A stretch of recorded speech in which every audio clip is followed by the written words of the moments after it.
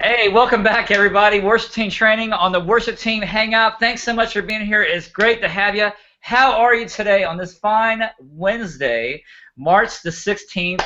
And we were talking about misleading the church in worship. Before we get there, I want to say a special, special welcome to our awesome host today, Tony Guerrero. How are you? I'm good. I have hat hair today, so revel revel in the glory. Love it. Love it. Worship leader hat hair. And a man who needs no hat at all because he's got it in a ponytail, Rich Kirkpatrick. How are you? I'm really good, and I have a hat brain perhaps today.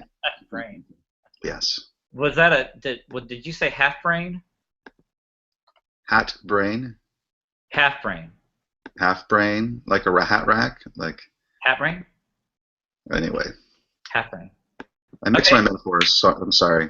Hey, no matter your brain, no matter your hat, we are glad that you're here. So today we're going to be talking about misleading the church and worship. What's up with that? Before we get into it, we wanted to say thank you guys for following us here on our YouTube channel and also following us on Snapchat. You can find us there, Worship TT, as well as, of course, Instagram, Facebook, Twitter, Pinterest, and YouVersion. We have our YouVersion Bible study devotionals out, days 3, 5, and 7. Go to Bible.com. Check those out for more. And always, of course, we have over 450 worship articles on worshipteamtraining.com, and about less than half of those have videos to them. So of teaching and instructions, so find that out. Also check out our workshops and our mentoring. Also, we have some fantastic guests coming up, which I'm excited about later this month. But in April, I cannot wait. Dan Spitz from Anthrax, who is now a born-again Christian believer, he's going to be sharing his testimony coming up in April, so can't wait for that. Also, we have our webinars to check out. You got to go see them because you're going to see beautiful people like Rich here. And also, we got to have Tony back because we did one with Tony, like, I mean, it felt like, years ago, but we're going to do that again, so you can go to worshipteamtraining.com/events. You'll find all the good stuff there. So let's get right to it, shall we? We are talking about what does it mean to mislead worship. Tony, when you hear that title, mislead worship, or that phrase, what comes to mind? How can I profit off of that phrase with a book title?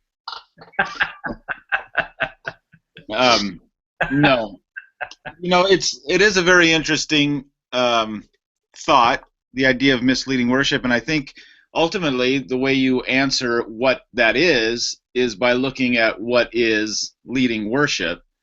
And leading worship encompasses a lot of things. It encompasses your own lifestyle, how you live behind closed doors, how you treat people, how you love God, your relationship with God, your quiet time, your personal worship. It's a reflection of your personal worship time with God. It's about worshiping in spirit and in truth and understanding what that actually means. It's about how you lead people, how you treat people. I mean, there are just so many. We could talk for hours and hours about all the things that worship leading is. And so to mislead worship would basically be to be inauthentic in any of those areas. And in which case it's not necessarily something we could wrap our minds around in a short little 30-minute conversation, but I do think it's always important for us, especially the more we are leading people, that we examine ourselves in all these areas. I mean, it's being a leader in the church in any capacity means you're assuming a huge mantle of responsibility that encompasses way more than just your basic job position. And we do need to be in check in every single one of those areas on a regular basis. And so a lot of people don't have the stomach for that, and it can be overwhelming. And those people, me if that's me, need to check whether or not that's the right role for us, because that responsibility is there to check ourselves in all those issues. What is our pride like? How's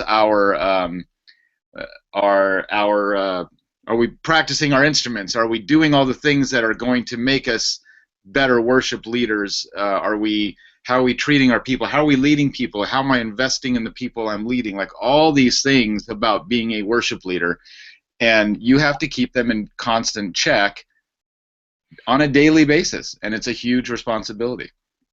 Wow, that is. So good luck, everybody.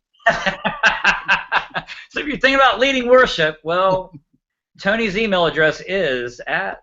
Okay, so Rich, how about you? What comes to mind after Yeah. this?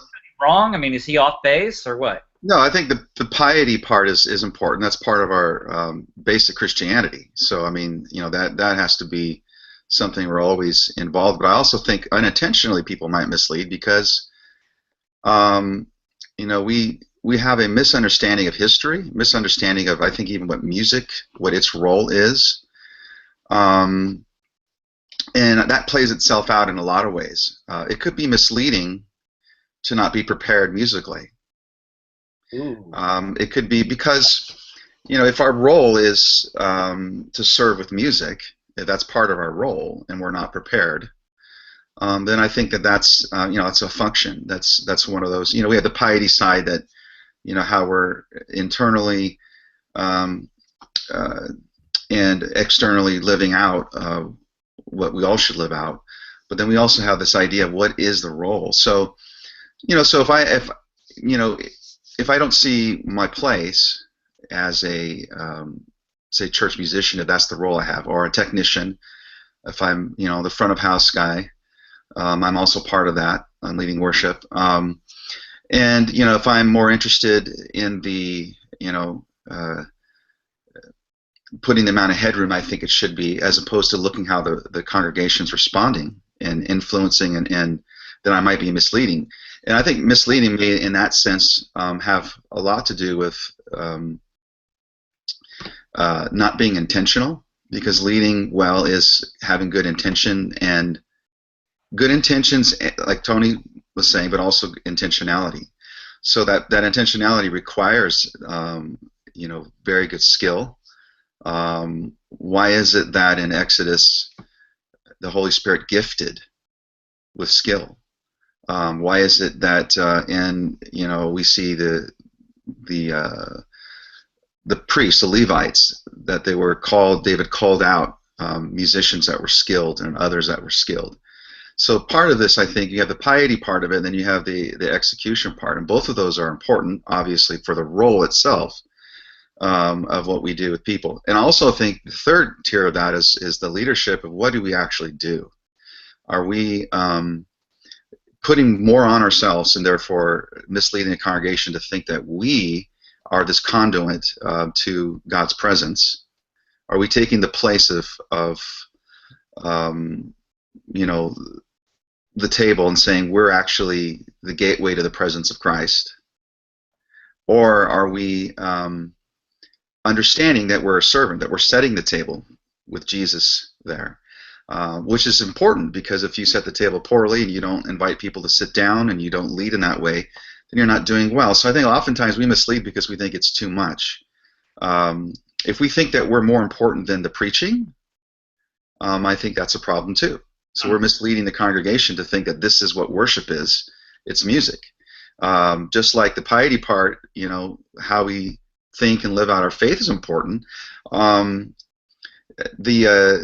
What the role of the whole service being worship is a misunderstanding, and I think misleads a lot of Christianity today, because everything we do in that service is worship.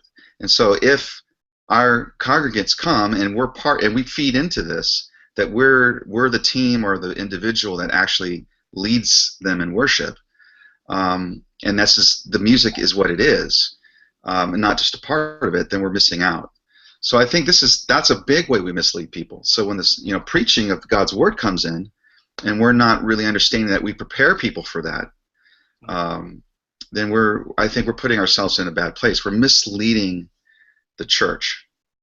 So, in that misleading part, Tony, do you feel like maybe are we trying to impress people, and who are we trying to impress?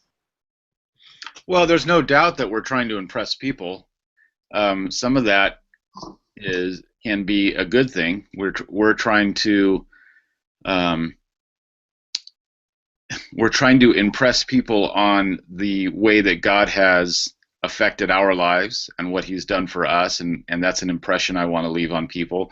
We are trying to impress people that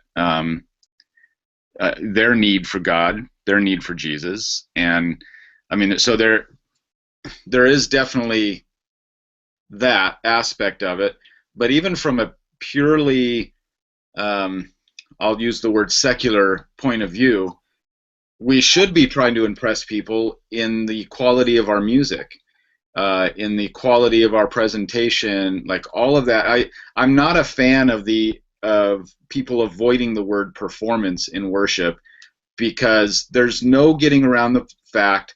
I think it's inauthentic to put yourself on a stage with a sound system and lights and have all the chairs facing you and then say, oh, we're not performing. I think that's inauthentic. That's misleading to me. We are performing. We're performing a duty that is our job, and we're also performing an act of worship, and we're doing it in a public setting so that people can join us in this act of worship. So I don't have a problem with the idea that we're performing. And when we perform, especially in the name of God and for the church, you know me and my issues about quality in the church. Yeah. What we perform and how we perform should be at the very highest level. And this goes down everything to your skills on your instrument, your training on your voice, your preparation in the music, if you're the leader, you're being aware of what everybody's role is and being a coach throughout all of that. Like the preparation and the presentation needs to be of the highest quality, and it should impress people, because I always bring up this point that, if your church is doing things right, then you're attracting a lot of worldly people, worldly sinners. Like, that's the job of the church, right? Mm-hmm. Well, I always imagine half of those people were probably in a club last night listening to a band 20 times better than your church band. And that to me is a tragedy. I want my church band to sound better than the band they heard in the nightclub last night. Right. So I have no problem saying I am trying to impress these people musically. Absolutely. That's not the reason I'm there, and that's not the reason. That's not the purpose of leading worship, is not to impress. But when I lead worship, I want it to be impressive. I want it to make an impression. I want it to make a difference. I want people to say, "Wow," but ultimately, the goal is that all of that points to Jesus, and that if people know why my band sounds great or why we're working so hard to sound at this level, it's all supposed to then point to Jesus. We are doing it because, and that's right. So yes, we are trying to impress people, and I think it's absolutely. We just have to have the right perspective on what that means. We aren't trying to impress people so that we look good. We're trying to impress people so that God looks good. Absolutely. And by the quality of what we produce, we are also talking and personifying the greatness of God, but we're giving God our best because that's what Scripture tells us to do. So that's an awesome word there, Tony. Thank you. Rich, what's your thought about that? And I missed about 30% of that because I had to relog in because my connection. It was brilliant. I'm sure it was the most brilliant thing ever said. But yeah, I think performance is, we do perform a service, and if you're serving a table as a waiter, you want to be sure it's impressive. So I totally agree with that. So being a servant doesn't mean that we don't excel and actually make a great impression on people, because that's part of our humanity. It's part of how we express ourselves.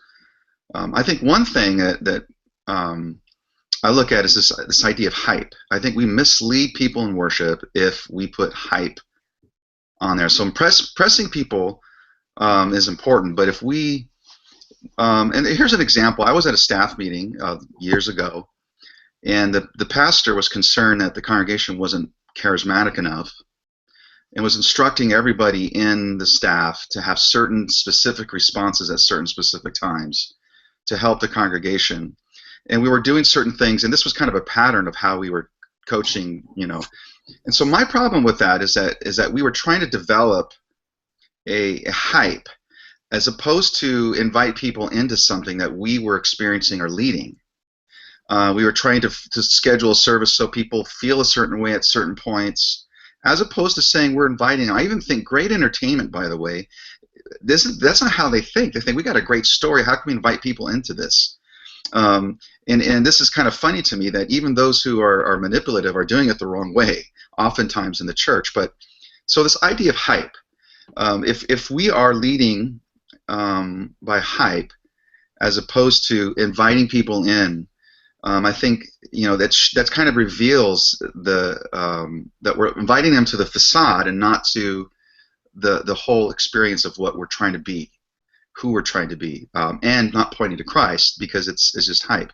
So clapping extra loud in certain sections, if the people, if they're not naturally that way, we're trying to change their culture. Yeah. Maybe the sermons are boring. Yeah. Maybe the music's mixed wrong. Maybe those are the things we should work on. But oftentimes I think, we think put more haze, put better gels on the lights, use some of these things to hype up the environment. Yeah. And I think that's a misleading way. Now, I'm not against any of these things, but I'm thinking that's kind of sometimes what we do. And that's why people complain about what the performance thing is. Because they see it leading, they see it as transparently to them. People are smart nowadays. They see us doing this. You bring up something that I think about often, which is the issue of our culture. And I very often hear worship leaders, especially in kind of middle America white churches, say, well, that's our culture is not singing. We don't sing, in many cultures they sing at every event and whatever, or our culture isn't overly expressive and people don't raise their hands in real life, and all that. Not true. People in our culture have no problem cheering and screaming and raising their hands at a U2 concert or at a sporting event. And so if we really believe that the story we have is the greatest, most important story to tell, that's right, that can change lives and is for everybody, and they aren't reacting that way, I think it's fair to say maybe we're not telling the story very well. And that's, what you said kind of bring that up. And do I have a minute to, I want to repeat a story that I think ties in. Yes. And this, I think this goes right to, I said this maybe 6 months ago here, but I think this ties right into the idea of misleading worship and the idea of what is authentic versus not being authentic. My worship leader that I work with, Alva, who we've got to have on this show, she's just the most straight shooting person you'll ever meet. Let's do it.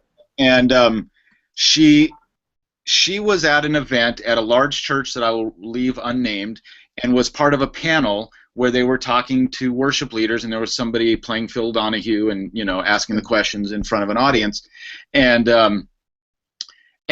she realized as she was at the end of the line, and as it was going down, the conversation started to turn towards the idea of preparing for worship, and people on this platform were actually talking about how they practice sometimes in front of a mirror to see what they look like and their expressions and how am I coming off and all that kind of stuff, which for the performance aspect there's some validity to that, but she just was hearing all this stuff about that whole idea of like perform in front of the mirror so you can perform great, and the story she told was so right on to me, where she said, when I was young we had a very difficult childhood, and the one thing that the one time I knew all that would go away and I could look forward to a great day was Christmas. We always had our Christmas, and in that morning I would wake up early without any help. I would wake up early and I was so excited. You did not have to get me out of bed. It didn't matter the troubles of my world. I would run out of my bedroom straight to the tree and straight to the presents. And my heart was 100% in that moment. And She said, when I wake up on Sunday mornings, I don't have to prepare for worship because I know that Jesus is waiting for me and I run to his presence. Wow.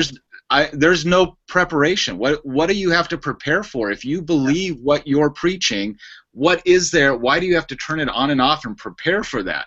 We should wake up knowing it's another day that God has welcomed me into his presence. I'm running to that. There's no need to prepare my mind and my soul. Like, it's there, you know. And to me, that story illustrates of that little girl running to the tree illustrates an authentic spirit. And that is how we should be approaching worship. Is if you are not in that authentic place, then maybe you have to examine, am I misleading? Wow. So I would like to say that that's, you know, part of that too is helping people get there. And, you know, oftentimes, you know, we say, come on, church. I've done it, you know, many times to get the pump going. And I don't think there's anything, you know, outside of that. But what I do think is often people we come with sin. We come with pain. We come with the existential realities that we deal with on a daily basis. So part of preparing ourselves to get back to that childlike state is also dealing with confession in worship. One of the things I think is not authentic about our worship is that we don't acknowledge our need for God. We don't acknowledge the need for the forgiveness. We don't acknowledge the fact that we can be free from shame. All of a sudden, we want to run into this ecstatic emotion, and so I think part of the disconnect, and just a general statement, in our evangelical worship, is that we go to this celebration when that should be the end. You know, our worship set begins, and then we go to this confession part. We need to begin sometimes with a point where we say, "Hey, we need you, God. You're here, whether we feel you, believe you are here or not." And then from the experience of that, together walk in that. So I think we've kind of reversed our journey. So I think it misleads worship to not have a proper arc in our worship. I think we're telling the story backwards often. Andy Crouch, who wrote some really great books, but the guy from Christianity Today, I remember him teaching a workshop about how we tell the gospel story. You know, we go to the beginning and end, and that's it. Garden, and then your afterlife. You know, the Adam and Eve, and then we're talking about the afterlife. We don't have anything in between. I think that's how our worship is at times, is that we're not walking with people through Ecclesiastes. We're not walking through people through Lamentations, enough to get them to the point. And I think the psalmist kind of prepares us this way by bringing us, you know, where, you know, oh my soul, where are you, God? And then all of a sudden, well, of course, here's who you are, God, and now I am there. You were here all the time. So I think oftentimes we mislead worship by disconnecting. Now, if I'm going to a football game and it's my favorite team, I'm already hyped up about it. I don't necessarily think that is always the first initial response that's authentic for every human being that comes to a church service, or should be. And I think we need to kind of look at that in our forms of modern worship and kind of draw people to be more human when they come. Just like you come to family dinner sometimes, which I think is more of a accurate setting, you know, because sometimes we're all grumpy. I have young adults, you know, and my wife and I, so it's a little different now. Or sometimes, you know, so we talk pretty frankly. We get to a point of laughing at the end. We get to the point where, you know, we're free. We get to the point where now we're trusting each other, where we have community. So a lot of these things, I think, are bigger than the worship leader, is the point now I would like to make. So if a worship leader, if I'm putting this on myself to solve all that stuff, you know, it's really a church leadership, worship leadership issue. Goes to the piety that Tony was talking about, but also goes to that hype issue. Are we willing to let people be human and then lead them to that place like the psalmist leads them? Or are we going to just expect them, hey, they're not like clapping their hands. They must be, you know, they're not with me. That's just my little rant on there about that. Well, I love that. I mean, that was like, wow. I mean, for both of you guys, like two channels of, you know, fire hydrants going off. So how then? I love what you just said. Let people be people. How can what is it that we can do as leaders, uh, or maybe what is it that God is saying to us as leaders to cut through the crap and just get to the real? Tony?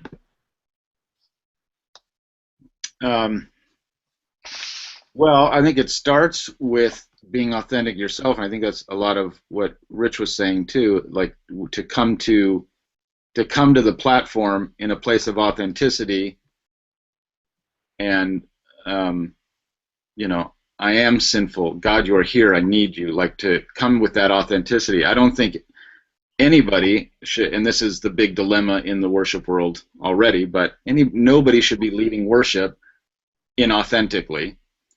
And I don't think you can expect other people to be authentic if you aren't. Boy, how different would our world look if you remember there was a commercial years ago where they were walking through the city, and above everybody walking by them were these words floating over that told about who they were and what they were going through and all that. It was just like these floating words walking down the street. I don't know if anybody remembers that, but boy, what if you were to stand up there on that platform, and right above you was a list of all your issues that you were dealing with in private, your sin, your hopes, dreams, everything about you was just laid out bare. I mean, think how different our world. Think how many people would not get on the platform for one. Yeah. I think we have a lot. We'll never escape this, but the reality is this coming Sunday there will be thousands of worship leaders on the platform who are not in the right place to be on the platform. That's just the way it is. And we cannot expect that our congregations should be any more authentic than we are. So I don't know if I'm answering your question. I kind of got myself off on a rabbit trail there, but maybe there was a bit No, of there somewhere. no. That's good. I think the problem is both ways. I think that there's that transparency that we need to have. That's what I hear you saying. But then I think on the other half of that, how does the worship leader embrace the reality, their reality, and maybe those signs, they see those signs over themselves that say, I'm not good enough, or this is my issue, or whatever. Then how, the other half comes in, and how can we help them? How can we help the worship leaders and ourselves too to get past the signage and just have God deal with us in a real direct way? Rich? Yeah, I think definitely what Tony's saying, we have to deal with it where we're at authentically, because obviously that's our responsibility. Every Christian, it's a basic thing. And we can't lead if we don't have those things. I mean, we have to lead ourselves, essentially, and so that's a very painful but truthful way that we have to approach this. I think the other thing is our form. Do we think through what the congregation needs, and can we look at this in a way where the worship leader is not so important that it's the only factor in that congregation being led into worship? And I think what we see in history is we see that our form now is that we rely on personalities, we rely on preachers and worship leaders and etc. To lead organizations, businesses, and like a business. So pastor has to be a CEO and has to be a communicator, and worship leader has to be a marketing person who can draw people in beyond the normal spiritual things that we're talking about. So I think that our structures have gotten beyond us, and I think what history shows us is that when we make it less about us, and our role more about serving the table, a table, where we can take some of that pressure that puts us into this denial or hiding kind of thing, because the platform, I really think the platform is the problem. We need to take the platform away. We need to get down to the level of the people. We need to be a fellow servant in the congregation. Now, it doesn't mean we're not leading, but I think our modern approach to how we look at celebrity and personalities, in a practical sense, an order of worship, how is that order of worship thought through in such a way that it leads worship, so that the pastor and the other pastors involved, besides the musicians, can take people there. So it's not solely reliant upon one person. So I really believe that that is one way we can mitigate this. There's the internal personal piety we have to fight for and be authentic, and then there's also a problem with our forms, and we have to examine that. We're afraid of forms, but we like formulas. It's kind of ironic, but we need to look at what it is that we expect. Just like that pastor who came to all of us and said, "Here's how I wanted the service to be hyped up." With sound and lights, or with amens at certain points in the sermon, and so people can prime the pump, as opposed to how can we develop a form that invites people to be excited about who God is. And I think the lead pastors that do this, their churches, they get up and worship, and the worship leader, he's inconsequential or she's inconsequential to some degree, because you're partnering rather than being the sole, okay, it's your show. So I think that's part of the problem too, and why I think internally a lot of worship leaders have problems is because we're put in this position that's too big. We got to keep got to get our junk together, but then we have this thing. You got to be somehow the presence of God shows up when you're there and you first lick on your guitar. So it's really, there's a disparity between that, and I think form and then ourselves. There's a meeting place that we need to talk about in our modern worship. Wow, that's really good.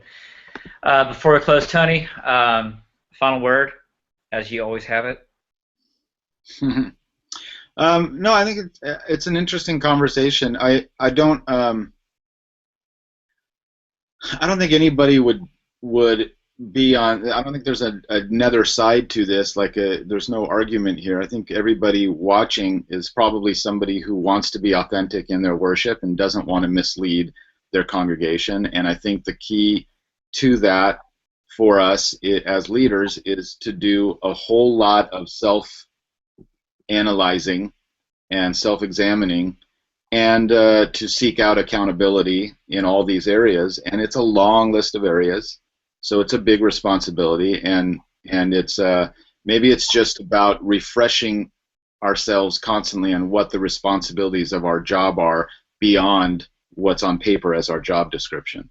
Wow, that's good, Tony. Thanks for that, and Rich, thank you too for coming out and sharing your heart and your mind today. God's really just using you both. Thank you so much, Tony. Awesome, and. Guys, we look forward to having you back at our next Worship Team Hangout. If you want more topics like this, just go to worshipteamtraining.com. We have mentoring, we have workshops. You can have any of these guys come to your church or be mentored by them. Tony, Rich. There's also Stephanie Kelly, Laura Marriott, Tim Timmons. There's a lot of people there, and we're here to walk with you in your journey. So coming up on the next Hangout, we have David Sanstevan. I hope I said that right. He's going to be on later this month, and then Dan Stitz in April. And also, don't forget the webinars. We have our free webinar coming up next Tuesday, 1 p.m., and also the webinars that we have scheduled for the rest of March and April coming up with Rich again. Laura Marriott's going to be back with us, and also we want to have Tony back with us again as well. So it's going to be a lot of fun, so head back over to worshipteamtraining.com. Guys, thanks so much for following us. Watching the episode today, we hope and pray that it encouraged you to walk in the way that God's called you authentically and to live that out with you and your church family. We love you. We'll see you guys back very soon on the next Worship Team Hangout. See you later.